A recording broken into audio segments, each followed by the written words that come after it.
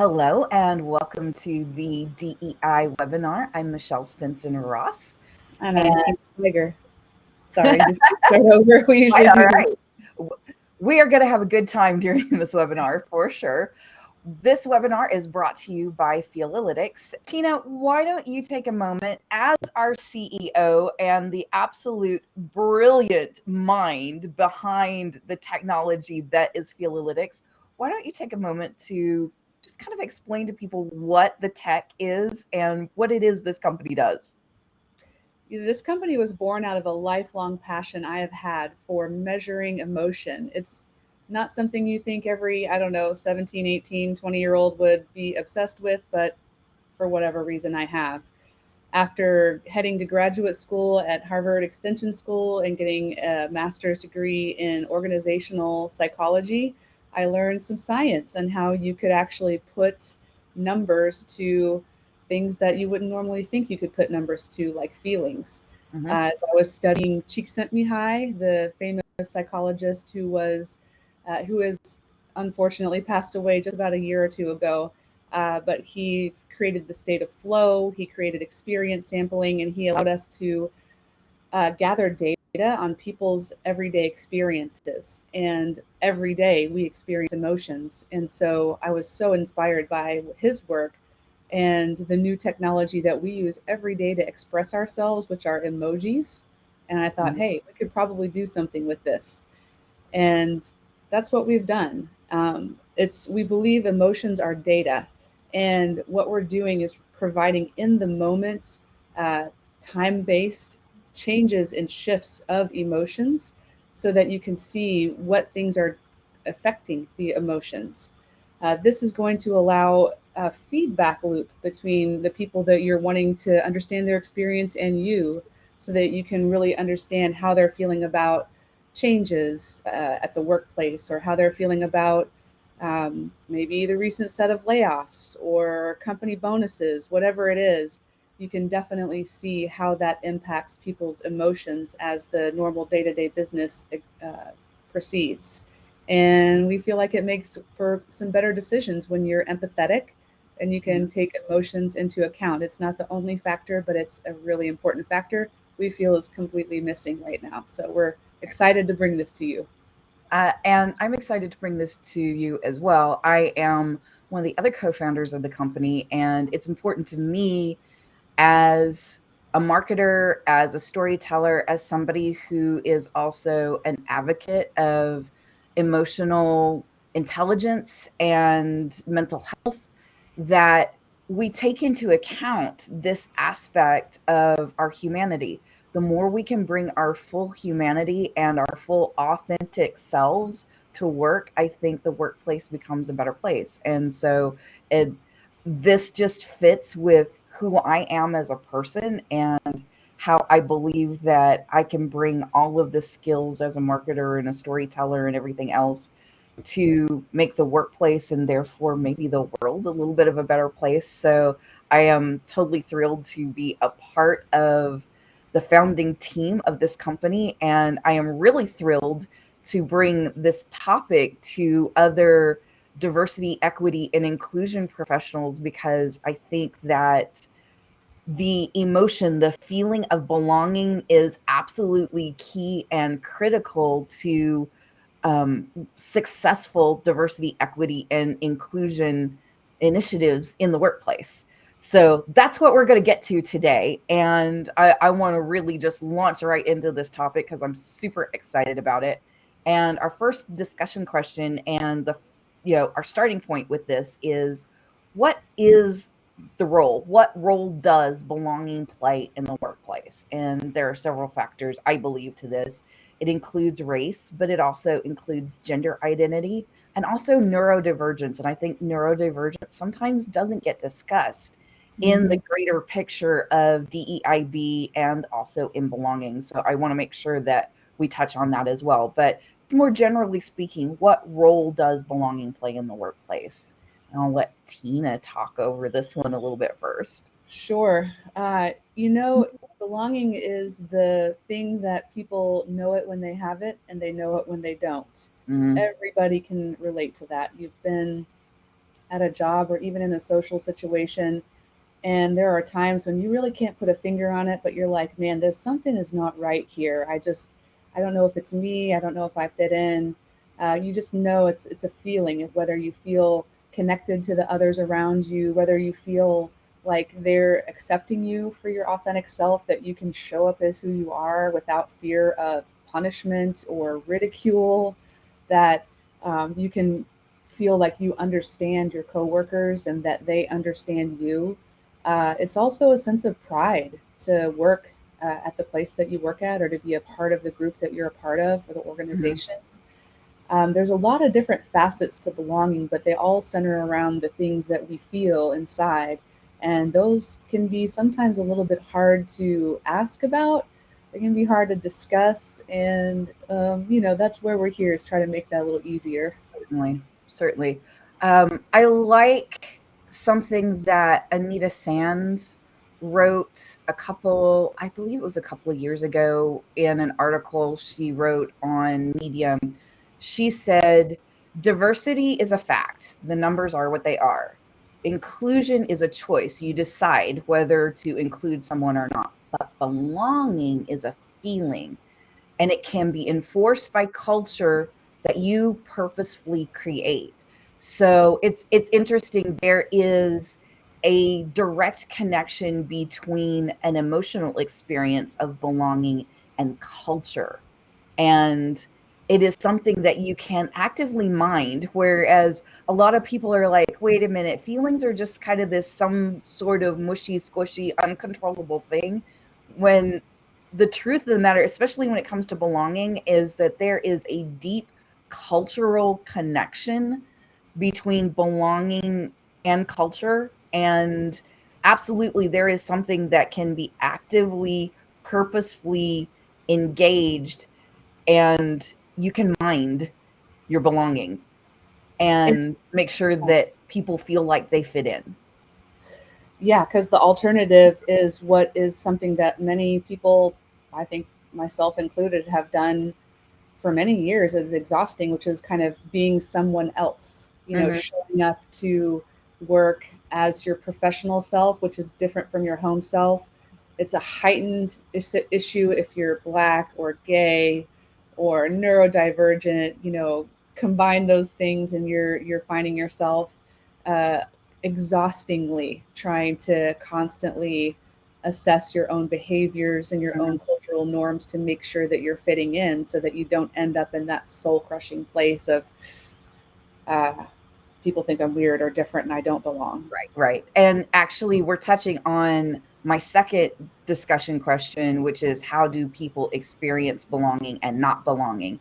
It's that experience of being, can I be my fully authentic self, or do I need to possibly mask something about myself, where I have to either just not expose that side of myself, whether that is possibly um, like a gender identity thing, where maybe I just don't tell people I'm on the, I'm LGBTQ of some flavor, or to be referred to as they, them, rather than she, her, which is not particular to me, but I'm making a point here that rather than expose my preference to a non-binary, I just go along with the obvious whatever, and don't push back.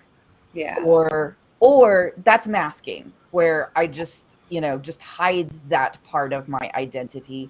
Or passing, which is a little bit more where I'm actually not only just hiding a part of myself, but I am actually kind of lying to the outside world and passing as something that I'm not. And yes, to Tina's point, that is emotionally exhausting. Instead of pouring that emotional and mental energy into my work, I'm having to pour part of that emotional and mental energy into either masking or passing. And I want to bring this up particularly for neurodivergent workers, that's even harder for them. I have a good friend that um, has been diagnosed as ADHD in adulthood. Mm. That is so hard. And it's one of those invisible things. You can't tell that by looking at my friend that they have ADHD, but the extra effort that they go through in order to be successful at work, in extra courses to work on their degree, any number of things, it's exhausting because they have to go through so much extra effort to do what quote unquote normal people do. And it really does impact their ability to be successfully productive in the workplace when compared to everybody else. And it takes a lot of emotional intelligence, wouldn't you say, Tina, to spot that and make sure that in the workplace, coworkers and managers and leadership are supporting that in the right way. Anita Sands, actually, in her article that you referenced earlier on Mhm. belonging, has a couple suggestions that you can use just immediately to help tackle the issue of belonging if your company or organization you feel might be having trouble with that. And some things that she asks that you may want to consider: how does your organization celebrate differences? So, do you celebrate pride as an organization, or is it something that if somebody said they were going to the pride parade, you were going to be, what's your organization's stance on that? Making mistakes. If every we're all make mistakes. Like, this has been obviously not a perfect webinar recording, but we're human. We make mistakes. I feel safe making mistakes with Michelle. She feels safe Mhm. making mistakes with me. Do your people feel safe making mistakes at work? And is there somebody at work that cares about you? Just beyond being professional and working together and getting the job done, truly looks at you and says, no, how are you doing really? Like, I really want to know how you're feeling, and if you're doing okay, and having a sense that somebody cares about you, whether it's a coworker or a boss or just anyone. It really improves a sense of feeling like you belong, because you Right, matter. People care about you. right.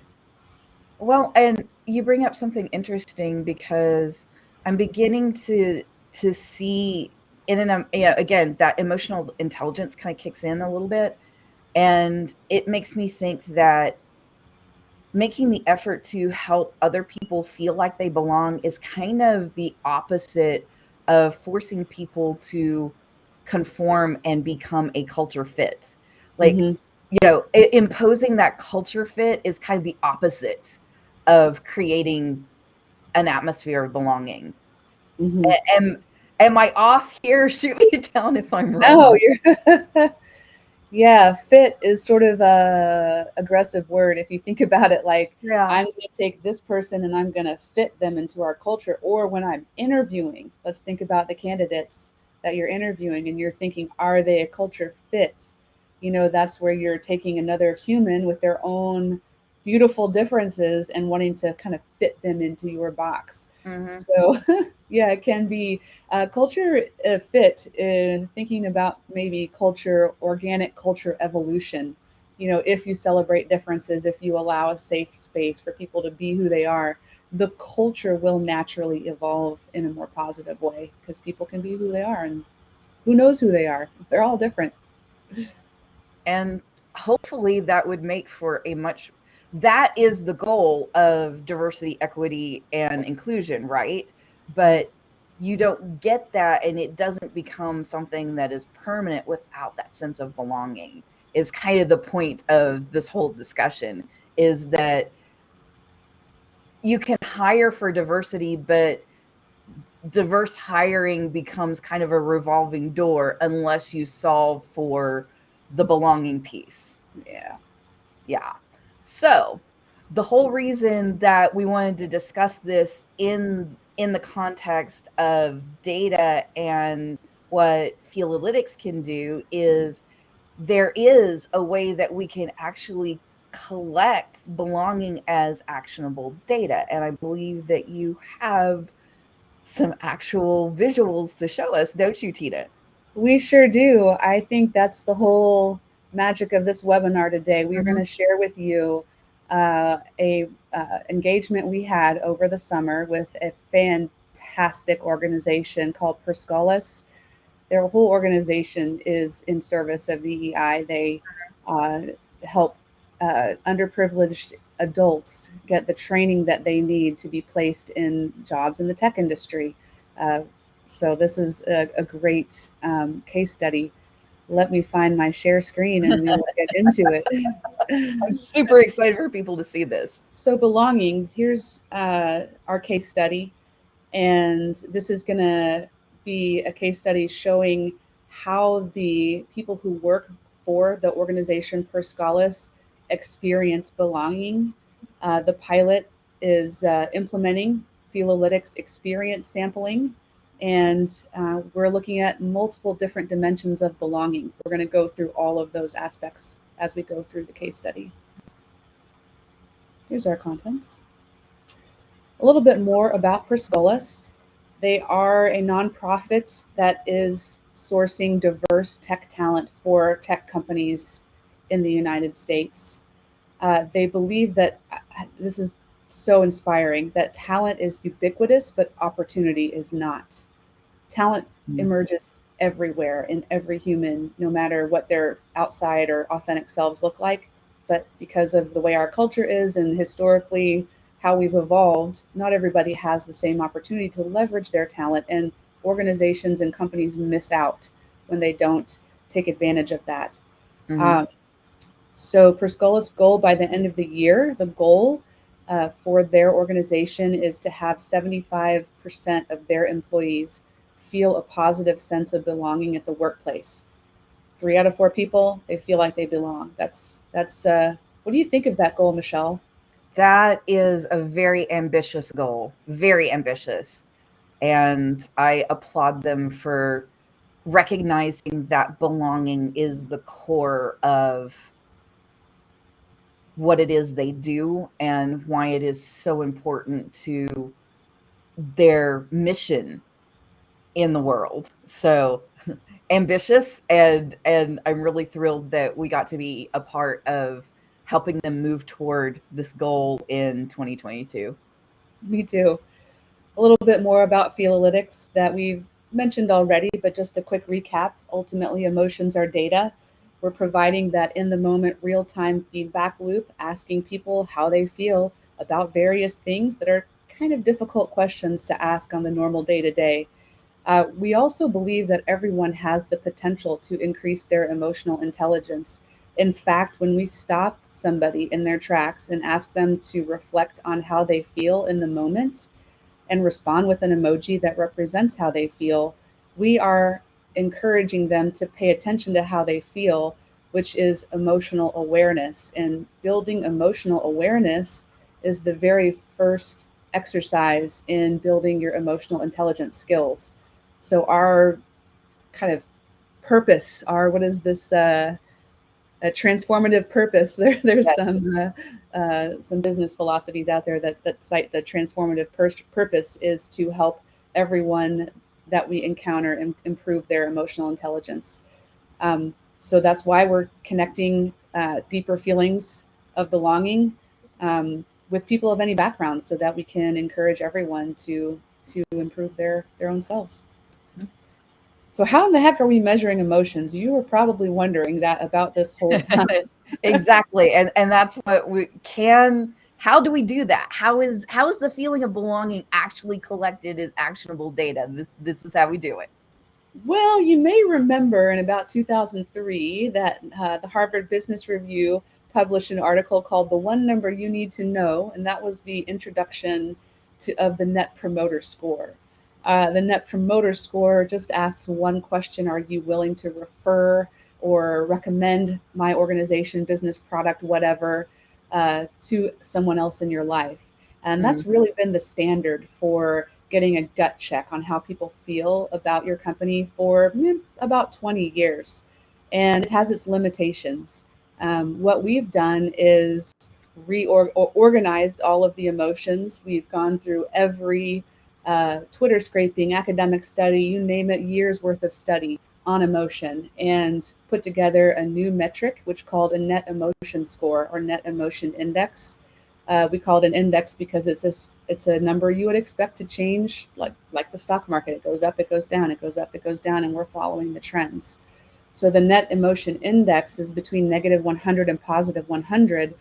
Negative 100 being like the ultimate lowest, everyone is about to quit, or there's been a death, or there's grief, there's an intense negative emotions at a negative 100.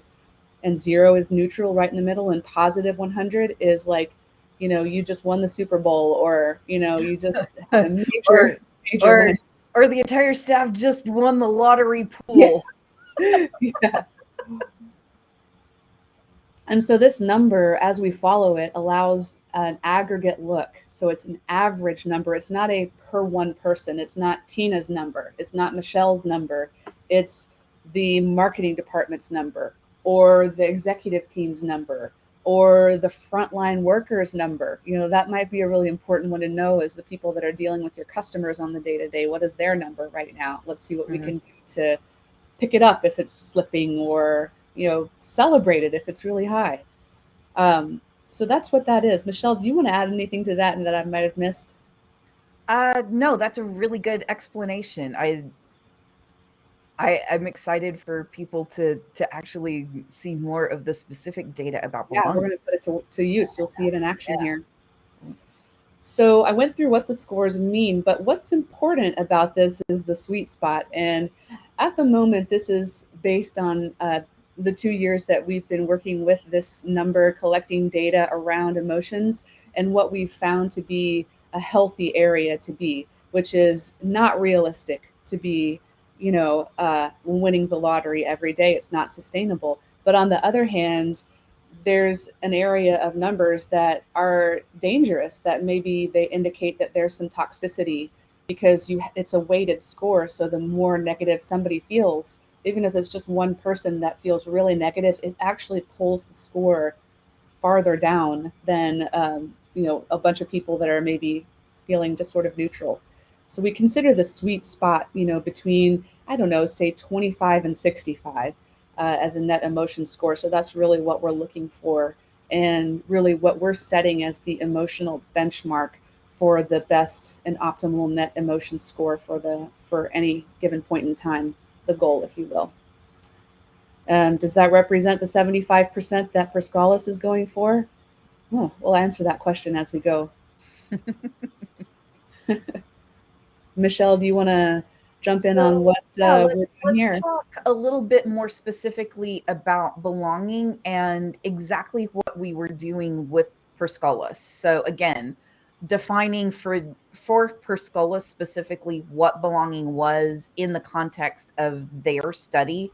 Belonging was the feeling of security and support, that there's a sense of acceptance, inclusion, and that the identity of the member of a certain group is accepted, that we're all working together and we're accepted, that we can bring our authentic self.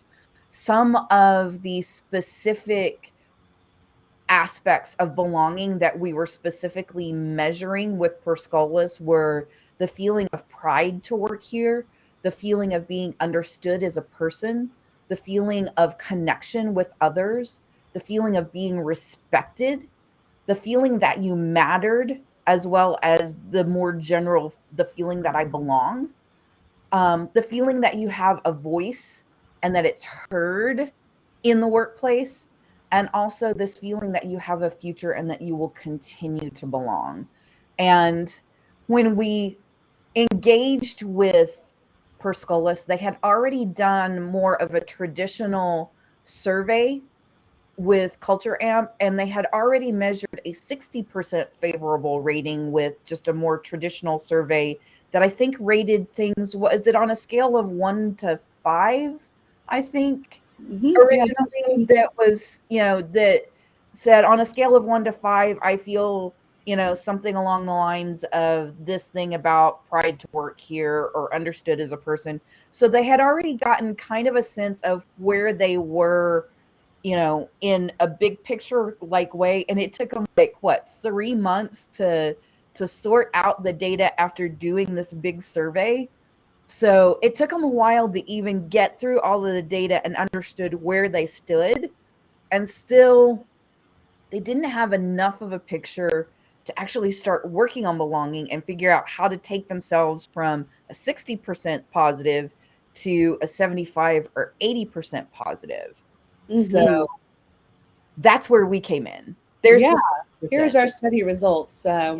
That was the Culture Amp survey results. This is where they started before we engaged with them. Yes, so that's our benchmark here. Mm-hmm. So what we did is we took the opportunity to help them define belonging, because we thought, well, who are we to come in and say what belonging means to you? We Mm-hmm. actually spent a day with 25 Perscolian leaders from around the country, flew into their Bronx office. We spent a day with them doing a deep dive with design thinking and asking questions, having them interview one another and really digging into what belonging meant. What does it look like on the day to day? What really represents belonging? And that really helped identify not only how Perscolians define belonging, but it also identified a couple of different interventions that we could experiment with to see if we do certain things, does this improve people's feelings or does it not improve them, if you Right. will. Right. We followed that with 6 weeks of experience sampling, several pulse check-ins a week that participants received, 75 participants received via text message. They could respond to it at any point in time during the day, but after the day was up, that question was over. Mm-hmm. So you answer it or you lose the opportunity during the day, and that helps us keep our data time based and allow us to have integrity with what we're collecting. Yes.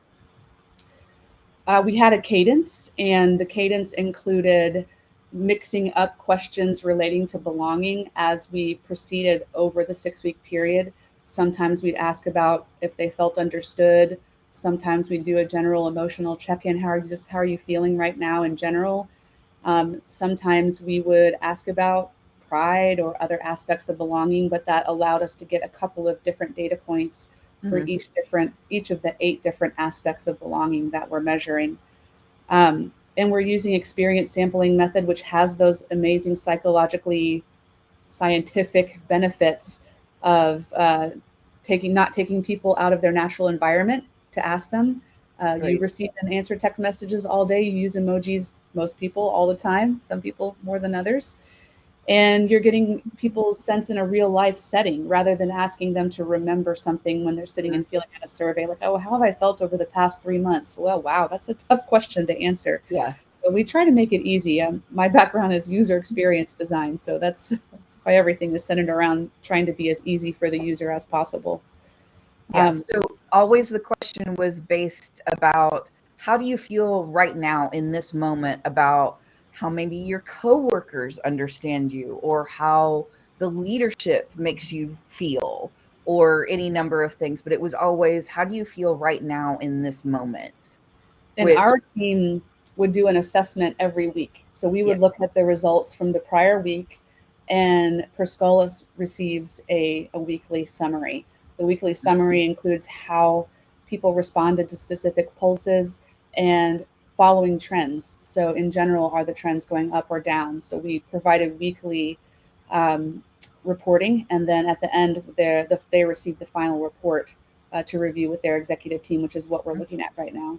Mm-hmm. So how are we measuring up with belonging? Michelle, we did a great session, and you want to highlight a couple of your favorites here about what we found? Um, oh, one of the things that really stood out to me was this idea of authenticity and psychological safety. So, going back to what we were originally talking about on why belonging is just important in general, that if I have a safe enough space that I'm not going to be punished, that I can be my full authentic self and I don't have to expend emotional and mental energy just trying to fit in, that I'm going to be more productive, that I can bring my full authentic self to the workplace, then this becomes a much happier place to be. I feel like I belong. I feel like I fit in, all of those kinds of things. They were saying that in different ways. They were really everybody, all 25 of them in some way, shape, or form, all said something about authenticity, that they wanted to be seen in their full authentic self, and they didn't want to have to try and expend on the daily basis some sort of mental or emotional energy in just trying to fit in. It was that was remarkable to hear that from them. That when you ask them about belonging, that was the thing that they craved the most, was And just to be able to relax. yeah, and this is something that you could do right now. I'll tell you how we did this. Basically, get a group of people from different parts of your organization. Just get a broad and diverse group of people together, anywhere between say 10 to 30. I would say would be ideal, Mm-hmm. and pair them off. Give them each 5 minutes in pairs. When you pair them off, say, I want you to ask your coworker what belonging means to them. And all you're allowed to do is ask open-ended follow-up questions like, tell me more about that. Or, can you explain further? Or what does that mean? Or how does that look?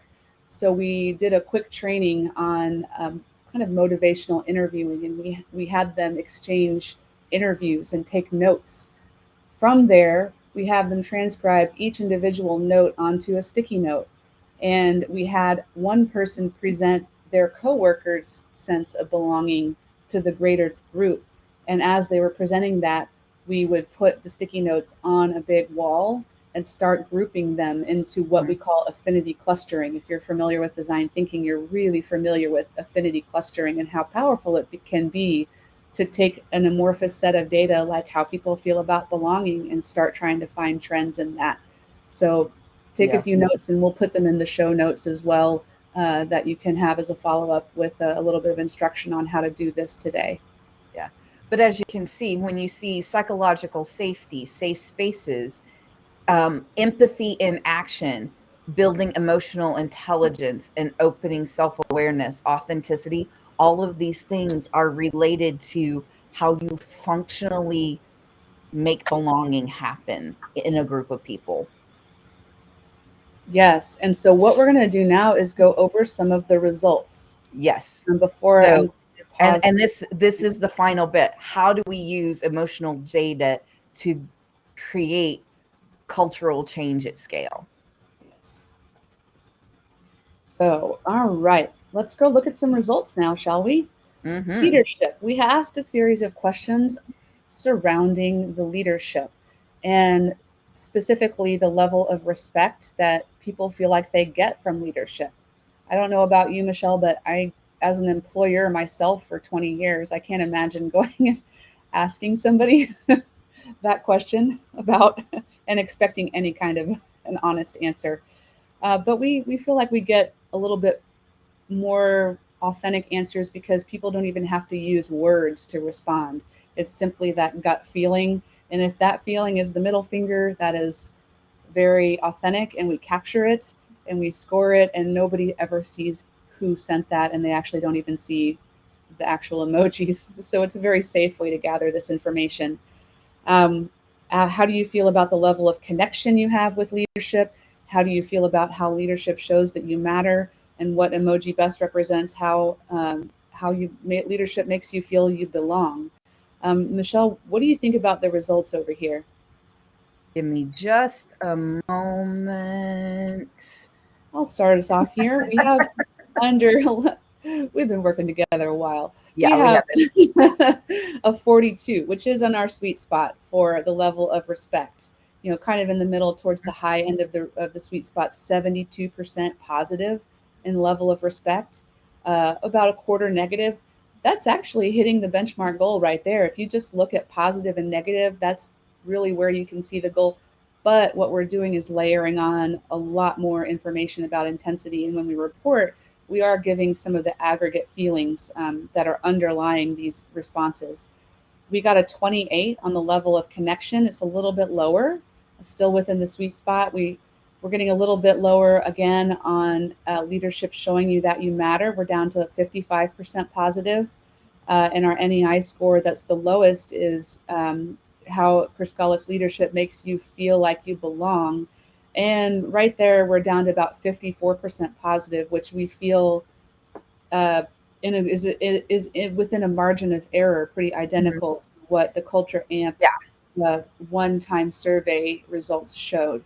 So And that was the thing that stuck out to me, is that over the 6-week period, consistently, all of these people reported back that same level of 60% positive, with the way leadership very consistently showed up in making people feel like they belonged.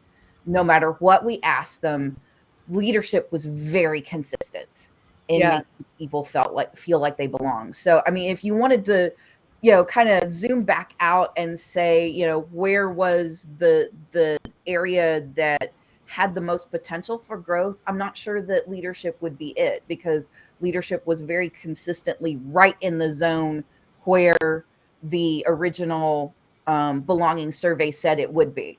So this aligned very strongly with their survey. this might be bringing up an interesting thought in your mind. It is mine, but as a leader in a company, if you're looking at the results and thinking, okay, well, we're doing a pretty good job. Mm-hmm. Oh, there might be issues in areas where we don't necessarily feel like we have as much control, and that might be a little scary. So Mm-hmm. we're going to dive into coworkers. Well, and that is particularly why, when we worked on this engagement, that I wanted to specifically split this out and ask this as, how does the leadership make you feel, and how do your coworkers make you feel? Because I wanted to see, was there a difference between the relationship between somebody and, say, their direct report, their boss, their whatever, and somebody and their horizontal coworkers, the people that they might spend more time with on the daily basis. That's why we wound up asking these questions both ways. Yeah. And what we're finding is interesting. So, Mm-hmm. emoji represents how your coworkers make you feel like you belong. We have a 32, which is in our sweet spot, Mm-hmm. but it's only 16% positive. 41% of that was kind of somewhere in the middle when we had a 31% negative. I Mm-hmm. read that and I think there's a small fraction of people that on a peer-to-peer basis are doing fantastic, enthusiastically well. Mm-hmm. There's a majority of people that are neither here nor there, and there's a sizable percentage that are having maybe some issues between their coworkers. Mm-hmm. Um, Level of connection, on the other hand, um, is pretty high. We have 72% positive. It's a 58. It's really at the top end of our sweet spot there. So feeling like we belong, again, is a nuanced question. And when you get more specific about what is the level of connection that you have, you get a bit of a different answer. So it's quite interesting. Very Um, interesting. how do you feel your coworkers show you that you matter? Pretty high. 2/3 of people, 39 NEI score, are feeling pretty good about mattering and making a difference with one another. And this was one of those that, okay, that's really interesting, and that takes us into different levels of connection. It's like, okay, I can connect probably fairly well with my coworkers around the job itself, but maybe making those deeper connections around the personal connection, and maybe being able to bring my authentic self. So, yeah, we work really together around the job. That's safe. But maybe bringing more of my authentic self is a little harder with my coworkers. Aha. Aha. Aha. That begins to show me someplace that maybe we can make some improvement and make some changes that would improve that overall sense of belonging and raise the general feeling of belonging from that 60% to that 75 to 80% over time. And we're taking it down one level deeper, and we're Yes. going to level of understanding between Right. people, between peers. Do you feel, Michelle, do I understand you? Michelle, do you understand me? I feel like our level of understanding is pretty good. We can sometimes just look at each other and we're like, oh, it's a Uh-huh. yeah, but we're not quite there. That's a work area for Scullions, in fact, is understanding, and so that's where we can get really specific on, for example, you being a DEI coach. There's probably a lot of you watching that are a DEI coach or an executive coach or somebody Mm-hmm. who consults with organizations. If you're able to run this kind of an assessment with the organization, what you can do is design some really specific interventions around some of these facets and help lift things in a more targeted and focused way rather than kind of a shotgun approach of just general belonging. Where do you start? So in the case of Perscalis, the work area is understanding, Mm-hmm. and there's a bit of a difference between how well our coworkers feel like they're understanding each the other, and then in the reverse, how well they feel understood. Uh, And and that wording of that question was very purposeful. I mean, it looks like, wait a second, didn't you just ask that question twice? No, I didn't. And the way I worded that was purposeful. I wanted to see, how do you feel about how your coworkers understand you? And how do you feel about how well you understand your coworkers? And clearly, they didn't feel the same way about that.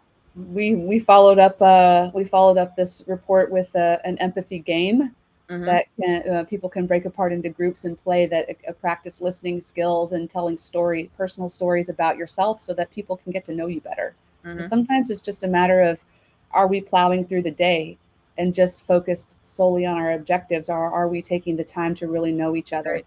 Right. And when we do that, that's how we encourage people to bring their authentic selves, by encouraging each other to get to know each other better. And how interesting is it that this perception of, they feel like they're understood, but they don't understand the their coworkers well. So how does that actually work? If you feel like you're understood but you don't understand everybody else, is that really what's going on? So something's breaking down here. Well, That's that's basically human what this nature. tells me. Something's breaking down here. Yeah. You see human nature showing up, like, I'm being perfectly clear. Yeah. Like, I'm completely understandable, but that person, I don't know Yeah. what they're saying. Yeah. Exactly. Yeah. You This see that this show. tells us here's the area that needs work. Yep. We also surveyed based on campuses in general. They have about, what, 20, 25 different locations around the Yes. country. We had representatives from each location responding, and so we were able to get a sense for, if we had larger groups at each campus, we could actually compare and see how different campuses were doing compared to one another, and maybe hone in on certain campuses that need interventions more so than others. So it helps Mhm. really prioritize work efforts. But talk a little bit about the campus results, Michelle.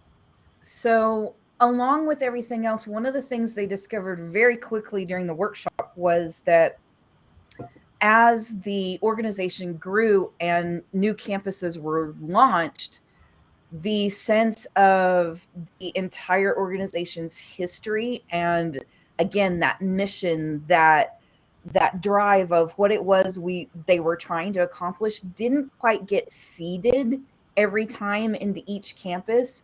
And so being able to have each campus celebrate their own history and their own story immediately became important to also do, because each campus needs to celebrate its own sense of what it is, that there is a campus identity as well as individual people identities. And so we immediately realized it was also important to get a sense of, is there some sense of pride at being at a particular campus? And so we wanted to make sure that we checked in on that as well, because that does drive that sense of belonging. It's not only that I belong to the organization, but I belong at this campus. Yeah.